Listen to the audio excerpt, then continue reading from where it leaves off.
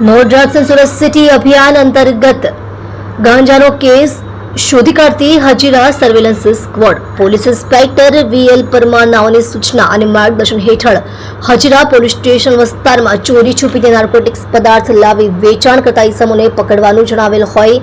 જે અનુસંધાને હજીરા સર્વેલન્સ સ્ક્વોડના માણસોની અલગ અલગ ટીમો બનાવેલ હોય જેમાં પોલીસ કોન્સ્ટેબલ અજયભાઈ ભાઈજીભાઈ નાઓને બાતમી હકીકતના આધારે મોરા ગામ ખાતે આવેલ ઘનશ્યામ પાર્ક 2 સોસાયટીમાં મુન્નાભાઈ કેશરીના મકાનમાં પહેલા માળે આવેલ રૂમમાંથી આરોપી પ્રતિક મંગલદેવ પાંડે ઉંમર વર્ષ 21 રહે પહેલો માળ